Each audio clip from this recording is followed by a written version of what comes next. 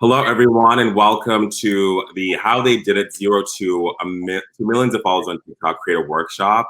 My name is Kudzi, and I'm the Director of Creator Community at TikTok. My job, really quickly about me, this is really about Bowman, but my job is to ensure that creators such as yourself have the best experience creating on TikTok. We host events for creators. We ensure that we're communicating with creators. And most of all, really kind of uplifting and showcasing our diverse creator community. And I've been at TikTok for about 4 years, and it's truly the joy of my life to get to work with creators such as Bowman and to really help them tell their stories better. And with that, I'm really excited to introduce our star guest today, a creator truly on the rise. But before I do that, I should want to let you know what the session is about and what I hope you leave with. In this session, you will get an inside look into how you can use your own authentic creative voice and your wildest creativity to open up the world for you. And what I hope is that you can see the best version of yourself from the stories that Bowman tells, and that just by being yourself, you can really live the life that you always imagined as a creator. So that is my hope and my intention for this session. So with that, who is Bowman? Let me introduce him a rundown. Bowman Martinez-Reid is a force to be reckoned with, aka Bowmanizer on TikTok. His content has gained notoriety and now has over 1 million followers on TikTok through his community skits. He's been featured in the New York Times, Metro Magazine, BuzzFeed, Netflix, and he was named a TikTok trailblazer for the LGBTQ plus community this year. So much in such a short period of time. That's a lot. His most notable video is when one of your friends coughs, except it's reality TV, given the world we live in today. Bowman, please say hello. Hi. That's so weird to hear you say all of that stuff. Like, all of that happened in the last 3 months. That's crazy. A whirlwind. How do you feel? Are you like grounded, or is it just like a whirlwind? I think that recently it's started to become a little bit of a whirlwind as like the world has opened up and I can leave my house now. Now I feel like I'm seeing people and people recognize me, but beforehand I felt very grounded in it. I was like, this is doable. I can handle this. Right. But it's been crazy. Even the fact that I'm doing VidCon right now. Like, I never in my life thought that I would be sitting here doing this, but it's so cool. It's happening. It's happening. Yeah. You just gotta hold on tight, remember your why, and get going. But we'll get into a little bit of that. And I think before we start, I would love for you to kind of give a little background of like how you even got into TikTok. Right. I was studying in school. I was in my final year of radio and television arts. And basically the whole entire program is to make things and to create content. It's the program specifically that I was in was media production.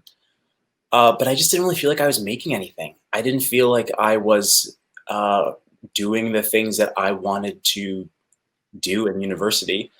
And then suddenly TikTok was like the coolest thing. It was everywhere all over Twitter, all over Instagram. And I had a few friends that were like, oh, Bowman, this would be like a cool thing for you to try because you're an actor and you're good at like creating things. So I was like, okay, why not? Why not try it out? And they had also told me that it was really easy to gain a following and to reach people. So I said, why not? Little did I know it would turn into this. I started making those reality TV videos, and then it just kind of never stopped. I love it. What was the first video you made? I mean, I know the one that's on your account, but is that the video? Because I know sometimes people remove them. At first, I really wanted to do like, I wanted to do those just like skits that people do with themselves. I wanted to do just stupid little sketches. So my first sketch, my first TikTok, the caption was me telling my last 2 brain cells that I was going to start making TikToks. So it was me having a conversation with myself, just like yelling at my other 2 brain cells saying, fine, I'll do it. Because at that time, my friends were not using TikToks. So I kind of had to make something that was going to kind of break the ice that, okay, I'm going to be that guy that's going to start making TikToks now. And I know you have a multi-platform presence, but what has been the most surprising thing about using TikTok? And I even think just the universe of TikTok from watching or viewing. that maybe kind of struck you the first time you were getting into it? How many people saw my videos? I just could not believe. And also, it's the coolest thing about TikTok, and maybe because you work.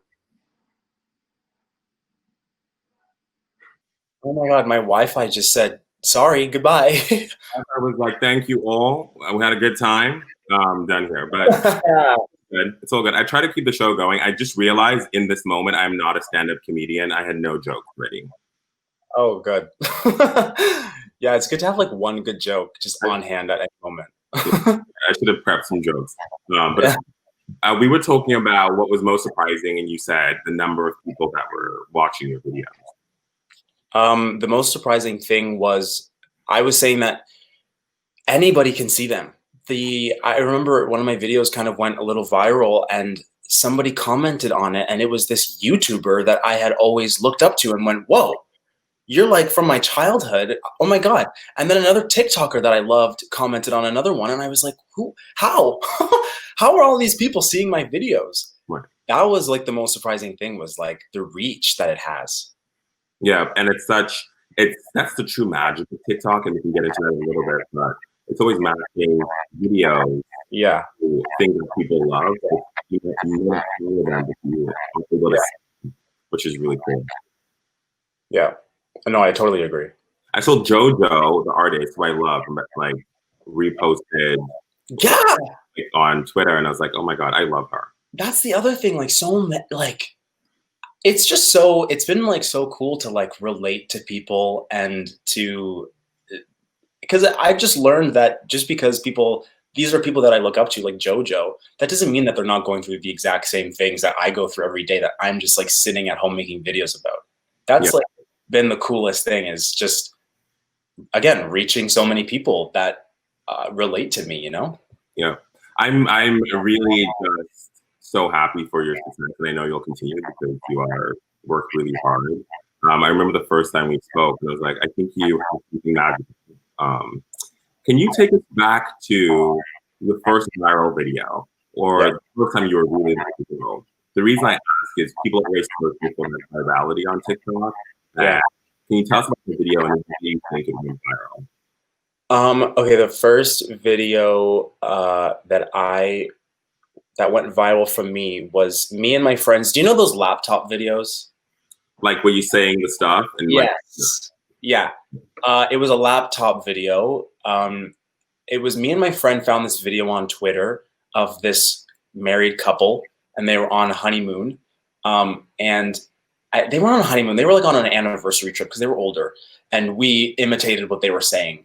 And everybody, I think, looking back in the comments, thought that we were imitating our parents. But she's just my friend Eden. We were not related at all.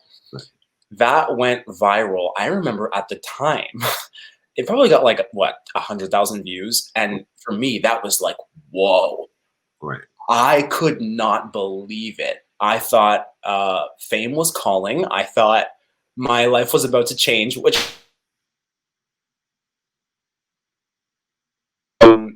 it's so interesting how virality is like so important to a lot of people. But I personally even think that like the best videos that I have, or my favorite videos that like have brought me the most joy to post, didn't really go viral.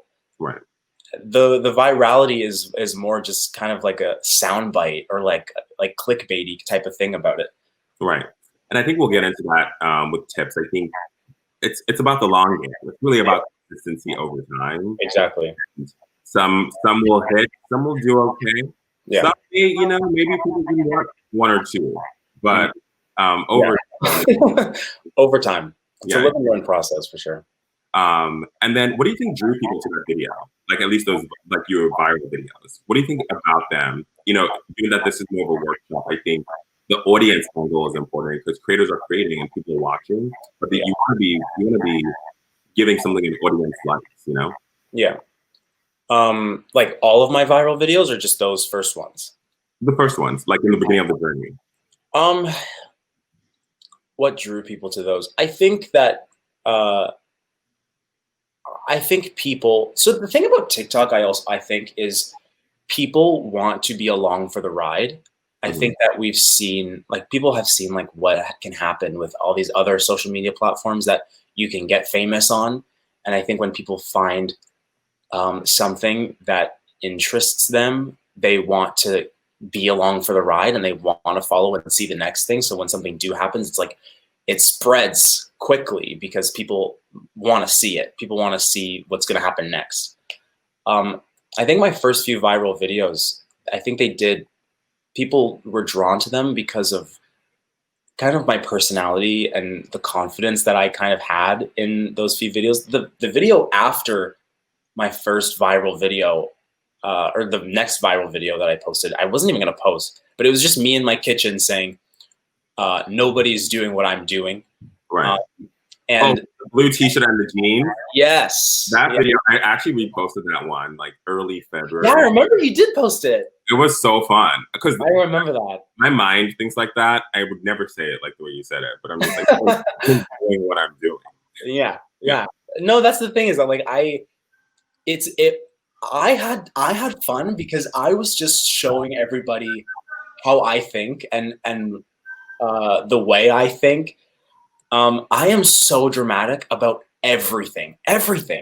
I will tell a story to my friends and it could literally be like I stubbed my toe, but the adjectives that I use in the story are just insane for what actually happened. And I think that's probably— Where did that come from? Are you a middle child? No, I'm the youngest, so I'm the most spoiled. Got it. But I also think it's my Jamaican side. I remember meeting my grandfather for the first time, and the way he would tell stories was so engaging. Right. I could sit there and listen to him tell stories. Most of the time I didn't know what it was about, but I could sit there and listen to him tell stories for like ever. And my dad is like that too. So maybe it just runs in the family, but just the dramatics and the antics, I think, is what brought people to my earlier videos. That's really cool because I think a lot of the team at TikTok that works here, we talk a lot about be yourself, be authentic, and I think even just like pulling on your own kind of roots and family and culture and like what happens around you in everyday life is so powerful because it's a thing that people relate to because we are more similar than we are different, So instead of being like a fake character, like just pull from your roots. And that's what I've always like tried to do. I've only ever tried to post things. First of all, I am a product of what I'm surrounded by and my friends and my family. So really, I'm just making videos for them.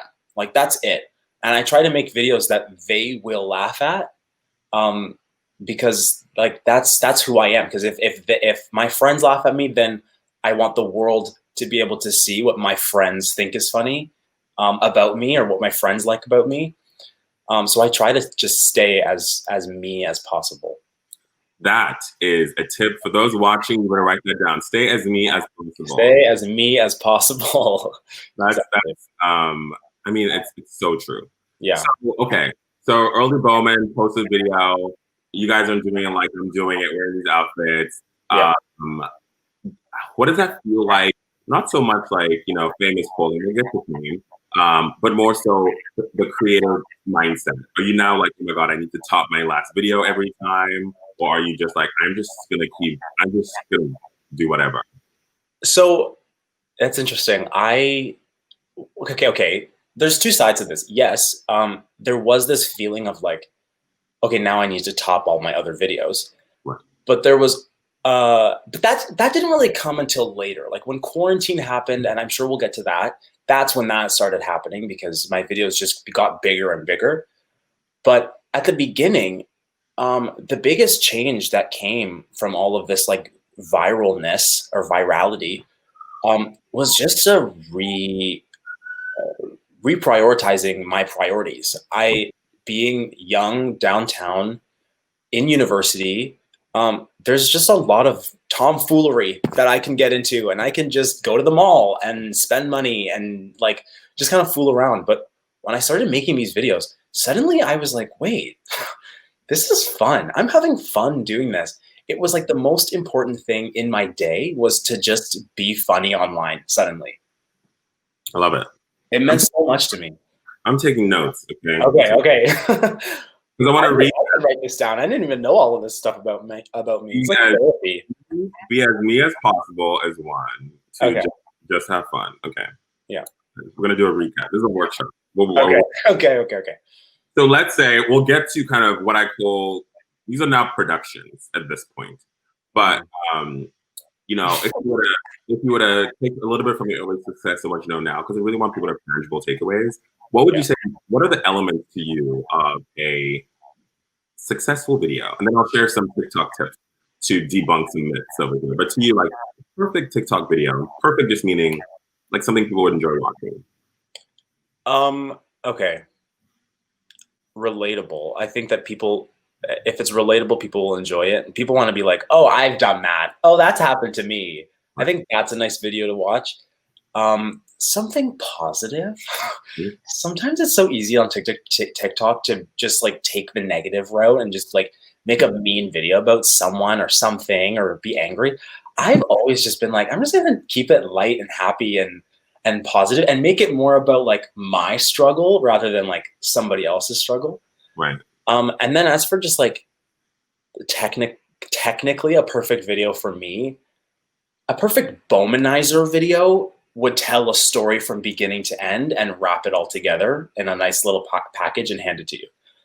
I think my cough video does that really well. And I think that's why people liked it so much, is because it tells a beginning, middle, and end so clearly and simply and so easy to follow. And I do the whole Raven vision thing, and it's exactly as it is on That's a Raven, because she has the vision, it's not what it seems, and then the real thing happens. Right. So telling a story, I think, is always fun. And then also my thing is just to be as outrageous as you want. Like TikTok there's no limits to how outrageous a video could be. Absolutely. I mean, there are limits. Yes. Yes. There are community guidelines. I love that. So I think I was going to give the TikTok tips, but you might as well work at TikTok at this point. I might as well. The first one is storytelling. So there's a whole team of phenomenal growth strategists and creator and community team members that have also done sessions. And I think the key thing, even you're doing comedy, or in this case, reality TV comedy, or fashion or travel, beginning, middle, and end is so critical. Scrolling through the feed, so they actually stop and while they're scrolling and actually finish watching the video. That's really important. Yeah. I would also say some other tips for those that are watching and really want to know, having a good sound. And I use the word sound, not only meaning hearing, but like the actual audio. Where you hear voice, or you're editing elsewhere, or you're using a song in the library, but it should enhance and be the background to your video. Yeah. TikTok is an always on platform. Sorry, a sound on platform. So there's no like mute. So like that sound and watching connection is so critical. So making sure if it's your voice or whatever you edit, it's good. Another one is a relatable caption, which I think you do well. You spoke about being relatable, but your caption should really like intrigue people to want to watch. Not in a spammy way, but like a relatable statement that makes me then, I've heard the sound or seen the caption, okay, let me see what this video is about. And I want to finish watching it. And I think you do that really well with all your videos, actually. And lastly, this is a big myth. I'm excited to share this one, is relevant hashtags. So, you know, there's a lot of ways videos can be discovered on TikTok, and a lot of inputs that go into the recommendation system. We just published a blog post on how TikTok recommends video on the feed. You should. There's a blog post? Yeah, it's real deep. It's amazing. Oh my God, I want to read it. TikTok.com, go to the newsroom. It'll give you everything to know. But relevant hashtags are important because it's another signal for a video. But that means you don't need to use FYP. Personally, I still use it. And the only reason I use it at this point is just I just feel like if I don't use it, something bad's going to happen now. Like I've used it so much. I've heard that. I've heard so many stories that people like, imaginations that people come up with, but for you, I mean, this is the thing. It doesn't hurt your video or help it or help it because there's so many videos under that hashtag. Just imagine a hashtag that has, hundreds of millions of videos in it. Like it's not going to help, be particularly discoverable. Maybe it can, but you can use that space for a hashtag that is more relevant to the video. Yeah, and I realized that when I started using the hashtag reality TV, because one day I went to that hashtag and it's all me. And I went, whoa, that's cool. There you go. There you go. And even the tip that you said about the sound, I think is really like, yes, the actual sound quality is so important. In school, we learn that sound is the forgotten aspect of like production, because people will sometimes, like in class, they'll present these short films or whatever, and the sound is just so terrible because they just forgot about it. Right. But then also like having a usable sound is so important. Sometimes I'll make a video and I'm like, this is like a good video, but it's more about the sound. Like I made a music video, The Disrespect Made Me Dance All Night. And that was like, I'm making this for the sound so other people can take this video and do things with it because it's so good. Yeah. What is one of your favorite just like TikTok sounds or songs right now?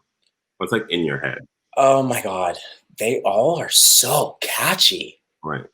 Some of the TikTok dance sounds, all of the Megan Thee Stallion ones are so good.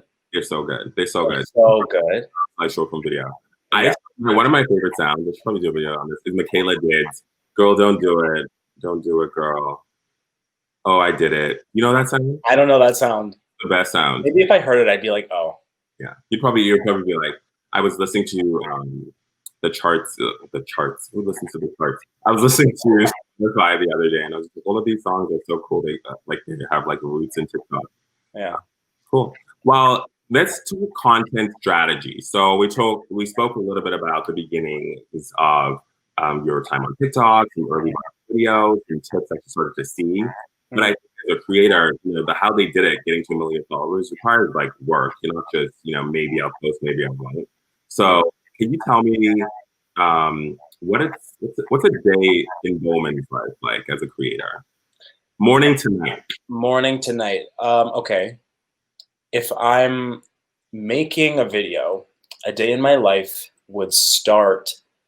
Well, it doesn't really start. Okay, a video in Bowmanizer's in Bowman's life really takes 2 days. I have to split it up. Otherwise, I'll go crazy because my videos are a lot of work sometimes. Sometimes they're just like, oh, I'll set up my camera and say something stupid and dance. But then most of the time, it's a lot of work. So usually around noon, after I've done a nice yoga, I will begin filming. Usually I'm filming with my sister or my friend Eden or sometimes my mom. And I'll tell them the premise. They never really know the premise until I show up. I'll tell them the premise, and then I basically just have to get a bunch of shots of them saying things to me as if I'm over there, but really I'm filming them. Right.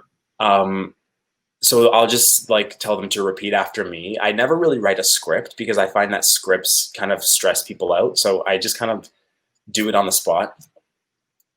So that whole filming, the whole actual scene that happens, it's like an hour and a half. Mm-hmm. And then later on in the night, I like to get my confessionals, which is me so this is if it's a reality TV video. Right.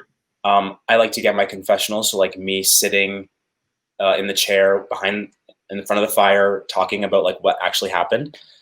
And then the next day is when I actually make the TikTok. So it's like, I'll wake up, I'll have breakfast, I'll get a coffee, and then I will edit it until maybe 7 o'clock. Wow. And then I'll post it. So continue. I was just saying, and it's a lot of work. That's like the hardest part. Is editing it, because I'll also find that there's more things that I want to add to it. So I'll add like little green screen footage of like me jumping out of a helicopter or me getting eaten by a dinosaur, and like that kind of stuff also is a lot of work. So I don't know if people know how much work you put into a video. Do you think people know how much work you put into a video? Do you care? I don't really care. I mean, it is what it is. I think people recognize that I do put a lot of work in it, at least in the comments. That's what I read, is that, like, you put so much effort into your videos and it shows. And I've gotten so many comments like that I think that people understand that. I get so many. I didn't know this was TikTok premium comments. So I think people realize, and I think also because it's TikTok and the whole point of TikTok is to not put that much effort into it. It's supposed to be as easy as possible. The fact that I take the hardest route possible, I think it shows to people. But I also don't really care if people don't realize that, because that's not why I do it, Yeah. So, we get asked at TikTok, the team, and because I really want to make sure people get an info, like how many videos should I post and what time should I post, amongst the number of other questions. Or what's your approach to how many videos and timing, etc.? And I can maybe share if people care. Okay. Well, at the beginning, I was just posting because I wanted to post. And I was just like, oh, I'll post a video today. I'll make a video and then I'll post it. It was that simple. Right. And I never really thought about when was a good time to post, and if now is going to make me go viral or if later. It just like wasn't a thing.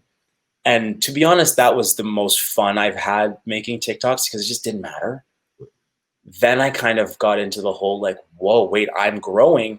How do I build my audience? And how do I keep this momentum? And how many TikToks do I post a week to keep my following and for people to not forget about me? And I ended up really stressing myself out. Like I remember I was just like, this isn't fun anymore, because I'm just so strategical about it. I had to kind of realize that I'll only make a video when I'm inspired to make a video now.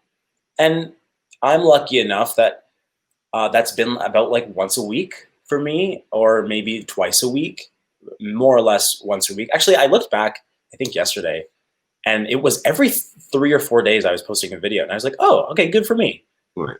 But I kind of realize now that nobody's waiting around for me to post. If I post, people are happy. If they're not, nobody's like angry. So I can't really be that conceited about it. Like, who cares? I think when you start to like overanalyze it, it just kind of gets stressful for people. But people do it. Right. People will do it. Yeah. You brought up a lot of good points, and I think, especially in a session like this, are important around, the anxiety of keeping up with posts. Yeah. Which is a schedule that, most people create for themselves. And how that can even start taking away from creativity and joy. And I think at TikTok, it really is a platform to inspire joy and creativity. And having those other feelings, I think is valid. But it's really important to just go back to the why. Like, why did you start and why do you make videos? Exactly. And that can like pull you back. But to answer a question that you didn't ask, but I'll just like answer it anyway. There's no magical number of videos per week. There's no like magical time. Videos generally have a while to get their full viewership, and so the time of day is not super critical, and the number of posts per day or per week is also not super critical. Right. Yeah. So you don't think there's anything to it? It's really just like whenever.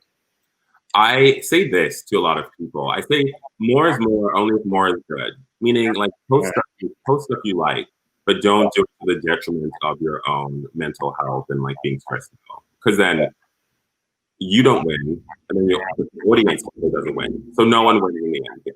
Yeah, exactly. Yeah, because you got to like your own stuff. At least that's how I think about it. That's the thing. That's one of the things that I tell people is like, I don't post things that don't make me laugh and don't bring me joy, because then it's like, why am I posting this? Who cares at that point? Yeah. So when you are feeling a little maybe uninspired or are stressed out, where do you go to or what do you do to get the sparkle back? Well, it was hard because I was so inspired and I was so ready to make a whole bunch of TikToks. But that when quarantine happened, I realized I was getting so much of my inspiration from my friends, Right. and from like talking with them and laughing with them about stupid things.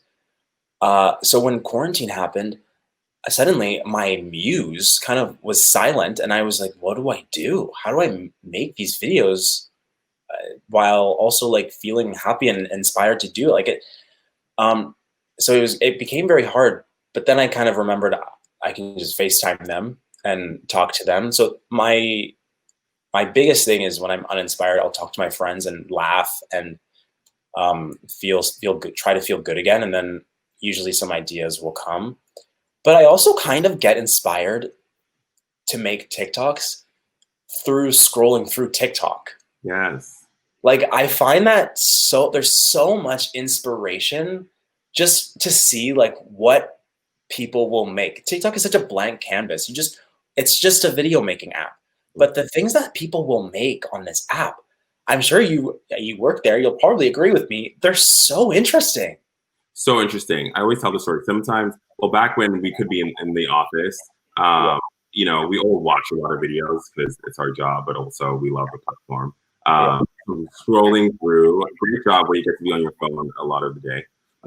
Scrolling through, and I would turn around and be like, "You guys, this is so good. Is it just me? Is it?" It's every day, every day. Every day, yeah. Like still today. Yeah. Even sending, and now my friends, my 30-year-old friends and I send each other TikTok videos. So they're in it too, which I love. Very good. What is a content category that you wish that you'd love to try and maybe haven't posted on TikTok? Dance. I want to start dancing. My friend said to me the other day, like, Bowman, when are you gonna make a dance TikTok? And I kind of just went, ugh, I'm not gonna make a dance TikTok. But I've seen some dance videos that are so good, and I'm like, wait, maybe I should try this. So that's fun. Are you a trained dancer? Do you dance? I used to, yeah. Yeah. I used to. But I haven't done it anymore. But I feel like if I started dancing on TikTok, it would open up a whole new world in my life.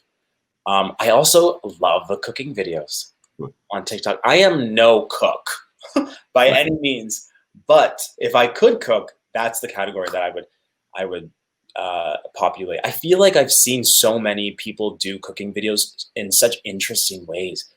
Like there's this one woman, I think she's Japanese, and she makes these videos, but she is cooking, and it's like it's mostly her hands and her food, but then she green screens herself into the videos. Tell me more. I need this account in my life. So I don't even know if I liked the videos, but if I can go back and send it to you. But it's like she's like cooking a video. The one that I saw was she was cooking something, and like she made like she was cutting, let's say, a fruit like a lychee or something, and then she cut a little tiny one and gave it to her green screen self, and her green screen self like reached up and grabbed it and ate it. And I was like, that's so genius. It is so genius. It sounds like a Bowmanizer video to me. It does. It does. It does. Yeah, food is amazing on TikTok. What do you think? What do you think? I guess it's like that extra creativity, right? Just like that one other layer of like maybe using a creative effect or a tool. Yeah. I think green screen, at least on TikTok, is so powerful because it allows like another whole dimension in your video. You know. What is the one other tool? Oh, green screen, like the green screen. Yes. Yeah. All the time.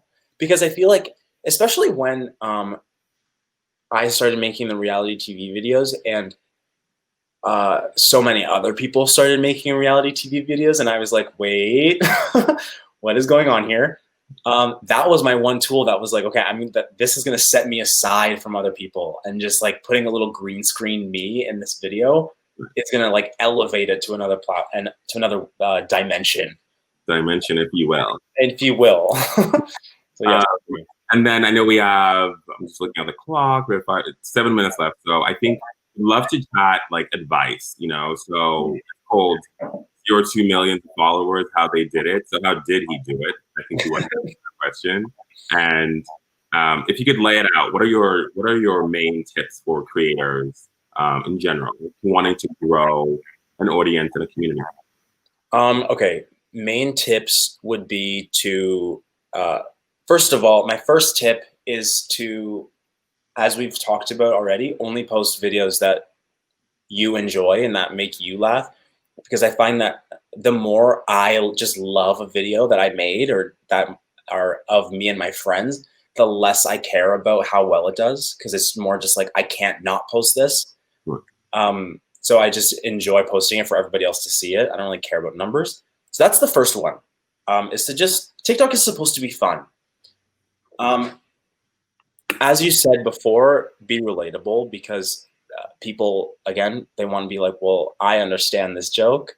People want to be in on the joke. And then also to stay consistent.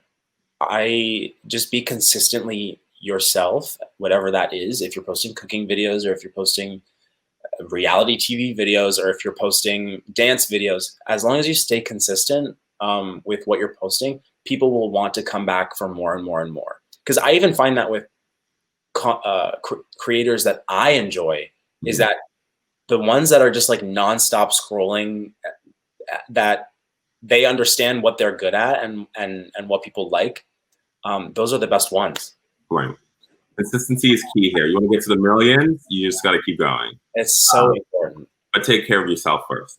And I think one thing that you do pretty well is you engage with your audience. I was just refreshing some videos yesterday in preparation. I was like, oh no, you're really in the comments responding to people. And that's like a key that people don't always say. Why do you respond back? Because I'm not really above anybody else. I think that before I became TikTok famous, I looked at other people that had a lot of followers, and I remember thinking to myself, well, if I had that many followers, this is how I would do it. I would be responding to people. I'd be liking comments. Why not? And there are some people that just kind of make a point to not. And it's that way on TikTok, and it's that way on so many other social media platforms, where they're like, the less I engage, the cooler I am. Right. I always thought that that's so stupid. Like, no, just say hi back. If you respond back to people who are just making jokes in your comment section, you broaden the narrative, and you extend the story outside of just the 1 minute, you know? Because you're a showbiz man, it seems. I'm a show. Yes, the show must go on. That's me. Yeah. You've spoken a little bit about this, and I think, you know, the fame of it all, when your first viral video and you were like, so do I call LA or does LA call me? Which is one of my favorite sounds. Has there been any downsides, or like any advice for people who are starting to see that virality and maybe just like, it can be a little busy, you know, like how to handle that? I remember my bio on TikTok was "Follow me before I'm famous." That was my first bio on TikTok. If you remember that. That was my first bio, and like obviously it was like, oh, I want to be TikTok famous, because like I want to be the one that I know that's famous on TikTok. And it's such a just like a thing to achieve, that once you get there, you're like, oh, well, now what? Right. There's no way to like stop yourself from wanting more. I think it's so easy to look at fame and look at virality and be like, well, if I just achieve this one thing, I can stop. But that's not true. Right. It has been true for some aspects. I used to really watch my follower number sometimes, but then once I hit a certain number, I was like, okay, I don't care anymore. Like, I've already done what I needed to do. Like, now I'm just doing this for fun. Right. But there's a greed to it when you just constantly care about fame and followers, and there's this greed that you just want more and more. I think one time I watched Oprah, and Neil Patrick Harris was on it, and he said something that was like, okay, you got invited to the Oscars, but did you get invited to Madonna's after party? Right. And it's like, it keeps going and it keeps going and it keeps going, and you're just never satisfied.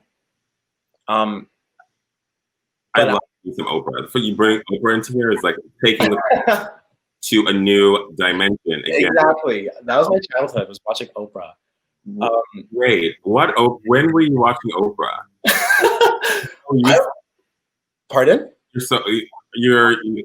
Was your mom watching Oprah? Yeah.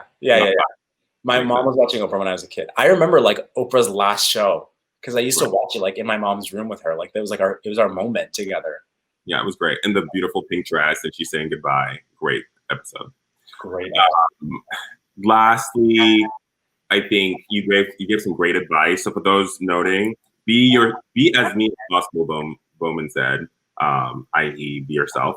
Just have fun. You know, keep it relatable and post videos that you love are the key tips.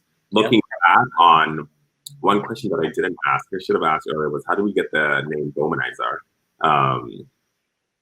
Why that? Yeah. Why that name? I am a huge Britney Spears fan since I was 9 years old. Ginormous. So Womanizer happened. And then my friends in, I think it was grade 6, they started calling me Bowmanizer. And I was like, that sounds good.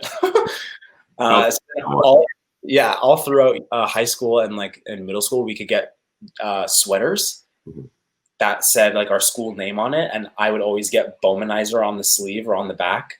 So people just started calling me that, and then it turned into my Instagram name, and then I was like, well, got to make it my TikTok name. I love it. One last piece of advice, maybe to yourself, reflection, looking back on your journey so far, and I know you have dreams of acting, etc. What would you tell the early career Bowmanizer?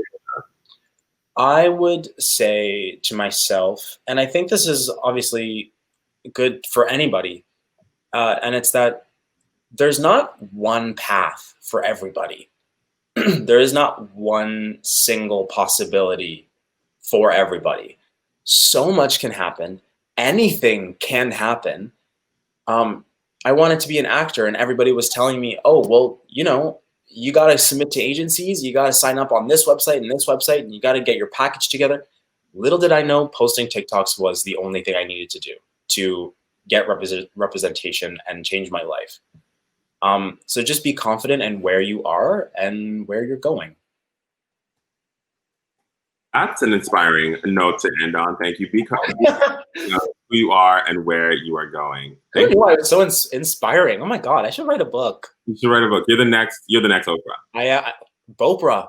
There you go. That is, I feel like a rapper already did that one, but we can figure something else out. Yeah, cool.